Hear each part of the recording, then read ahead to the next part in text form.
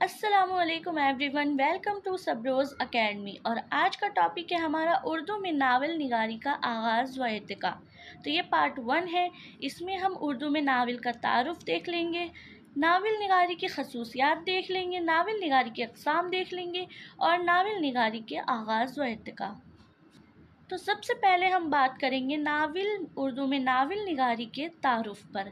तो नावल निगारी एक अदबी सिन्फ़ है जिसमें मुसन्निफ़ ने अपनी तख्लीकी सलाहियतों का इस्तेमाल करते हुए दास्तान को नस्र की सूरत में पेश किया है।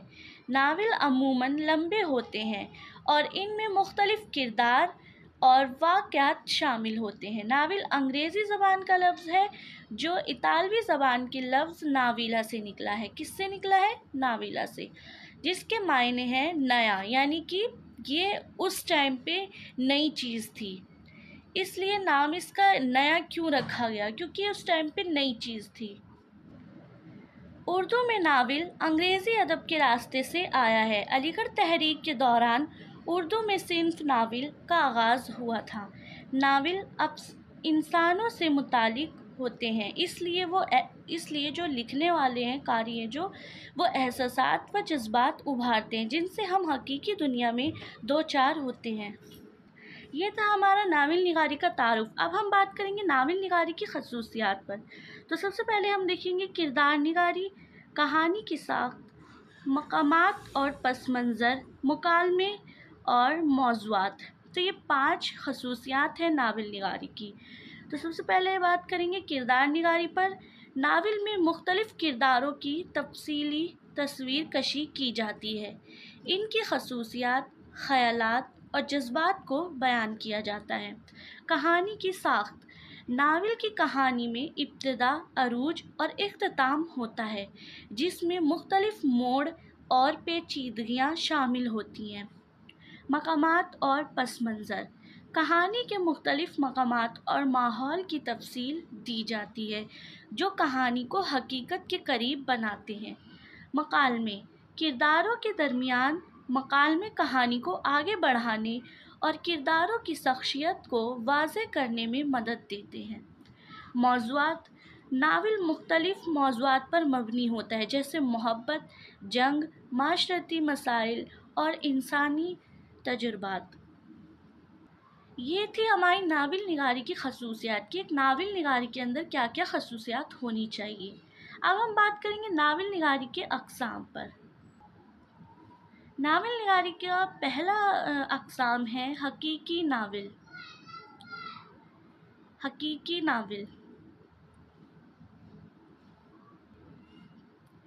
वो नावल जो हकीकी व वाक़यात और लोगों पर मबनी होता है, हकीकी नावल कहलाता है। अफ़सानवी नावल वो नावल जो मुकम्मल तौर पर मुसन्निफ़ की तख्लीकी सलाहियतों पर मबनी होते हैं, अफ़सानी नावल कहलाते हैं। तारीख़ी नावल वो नावल जो किसी ख़ास तारीख़ी दौर या वाक़यात पर मबनी होते हैं। साइंस फ़िक्शन वो नावल जो साइंस, तस्वीरात और टेक्नोलॉजी पर मबनी होते हैं। माशरती नावल वो नावल जो माशरती मसाइल और तब्दीलियों पर रोशनी डालते हैं। तो ये थे नावल के अक़साम की। नावल जो है किस तरह के होते हैं, यानी कि तारीख़ी, अफ़सानवी, साइंस फ़िक्शन, माशरती नावल। तो अब हम बात करेंगे उर्दू में नावल निगारी का आगाज़ व इर्तिका। किस तरह उसका आगाज़ व इर्तिका हुआ, किसने किया, कब किया। तो आइए हम तफसील से बात करते हैं। सबसे पहले हम देखेंगे कि उर्दू में नावल निगारी का आगाज़ 19वीं सदी ईस्वी में हुआ था।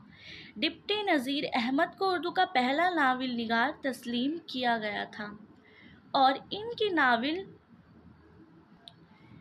नावल मुरातुल अरूज़ जो पहला नावल था, इसको तस्लीम किया गया था। किसको? मुरातुल अरूज़ को। और कब किया गया था? 1869 में।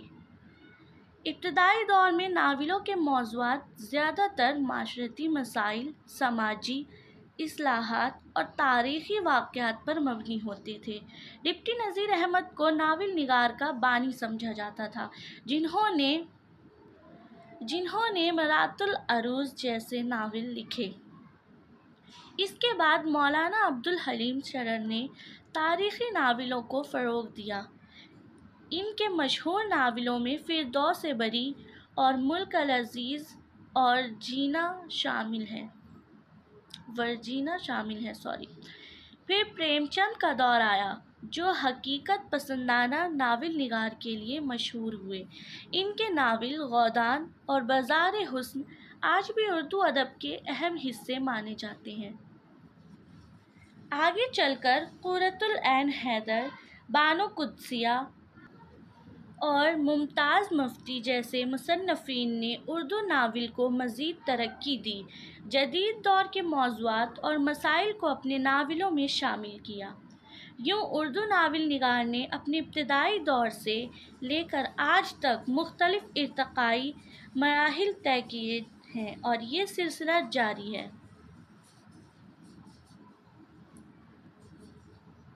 اردو ناول نگاری کا آغاز سر سید احمد خان کے دور سے ہوا۔ انہوں نے جدید تعلیم اور ادب کے ترویج کی کوشش کی، لیکن اردو کے پہلے مکمل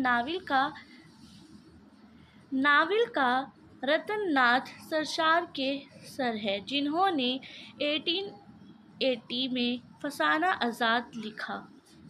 اچھا جی، تو اب ہم آغاز ارتقاء میں دیکھ لیں گے کہ پہلا دور کس کا آیا تھا، دوسرا دور کس کا آیا تھا، تیسرا دور کس کا آیا تھا، یعنی کہ کس طرح جو ناول نگار آتے گئے تو انہوں نے کس طرح سے ایک کے بعد ناول نگار آتے گئے، تو ہم ان پہ بات کریں گے۔ جیسے کہ پہلے دور کے ناول نگار تھے رتن ناتھ سرشار۔ انہوں نے فسانہ آزاد میں لکھنؤ کی زندگی اور تہذیب کی عکاسی کی ہے۔ ڈپٹی نذیر احمد، انہوں نے معاشرتی اصلاح کے موضوعات پر ناول لکھے، جیسے مرات العروض۔ اور دوسرا دور تھا مرزا ہادی رسوا کا اور پریم چند کا۔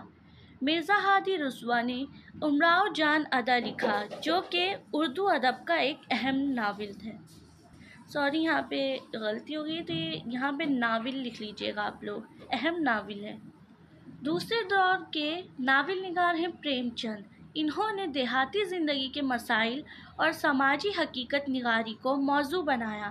ان کے مشہور ناولوں میں غودان اور میدان عمل شامل ہے۔ اچھا جی، پریم چند کے افسانے کیسے ہوتے تھے؟ ان کے حقیقت پہ ہوتے تھے، زیادہ تر کسان، مزدور، عورتوں کے حقوق کے لیے، ان سب پہ یہ زیادہ تر افسانے یا ناول لکھتے تھے، اور جو بھی لکھتے تھے حقیقت میں یہ جو دیکھتے تھے اپنے آس پاس وہی لکھتے تھے۔ تیسرا دور آتا ہے کرشن چندر کا، عظمت چغتائی کا۔ تو ان کے ناولوں میں رومانی اور انقلابی موضوعات ملتے ہیں۔ کس کے میں؟ کرشن چندر میں۔ عظمت چغتائی، انہوں نے عورتوں کے مسائل اور عورتوں کے مسائل اور سماج پر توجہ دی ہے۔ ان کا مشہور ناول ٹیڑھی لکیر ہے۔